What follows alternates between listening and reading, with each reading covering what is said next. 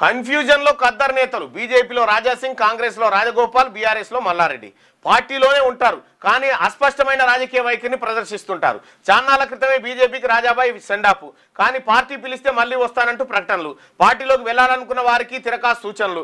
కాంగ్రెస్ లో రాజగోపాల్ది అదే పరిస్థితి. ఒకసారి రేవంత్ ను పొగుడుతాడు, మరోసారి విమర్శిస్తాడు.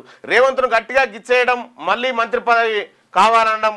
మాజీ మంత్రి మల్లారెడ్డి సిచ్యువేషన్ అంతే. ఒకసారి రాజకీయాలే వద్దంటాడు, గట్టిగా అడిగితే అదంతా ఢిల్లీకి ముచ్చట అని అంటున్నాడు.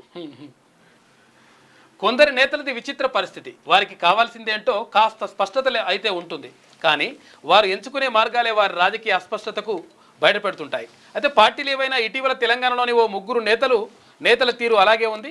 బీజేపీ, కాంగ్రెస్, బీఆర్ఎస్ పార్టీలకు చెందిన ఈ నేతలు అనుసరిస్తున్న విధానాలు, మాట్లాడే మాటలు ఆశ్చర్యాన్ని కలిగిస్తున్నాయి.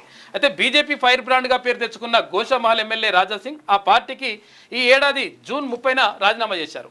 ఈ రిజైన్ లెటర్ను జూలై 11న పార్టీ కూడా ఆమోదించింది. రాజాబాయ్ భాజపా గుడ్ బై చెప్పినప్పుడు ఆ పార్టీ తీవ్ర స్థాయి విమర్శలు చేశారు. మీ పార్టీకో దండం, మీకో దండం అంటూ సెటైర్లు గుప్పించారు. అప్పటి బీజేపీ అధ్యక్షులు కేంద్ర మంత్రి కిషన్ రెడ్డిని అయితే గట్టిగానే అరుచుకున్నారు. ఇక తాను బీజేపీలో విడాకుల పత్రం రాసుకున్నానే ఆ పార్టీతో తనకు సంబంధమే ఉండదని ప్రకటించేశారు. అయితే రాజాసింగ్ ఎంత వేగంగా నిర్ణయం తీసుకొని పార్టీ నుంచి బయటకు వెళ్లారో అంతే మళ్ళీ వేగంగా ఆయన బీజేపీకి దగ్గర ఎందుకు ప్రయత్నిస్తున్నారు.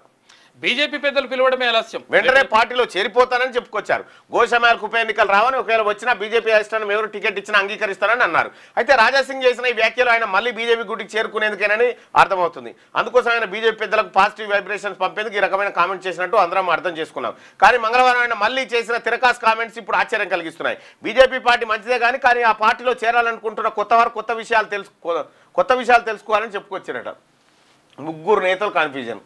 నేను ఉన్నానా రాజీనా ఈ రోజుకైతే వద్దనుకుంటున్నా అని అన్నాడు. మళ్ళీ మీ అసొంటి వాళ్ళు పిలిచి వస్తానన్నాడు. నేను రిటైర్మెంట్ కానని ఈయన మంత్రి పదవి పంచాయతీ, ఆయనదేమో ఆ పంచాయతీ. 3 పార్టీలలో ముగ్గురు ఉన్నారు.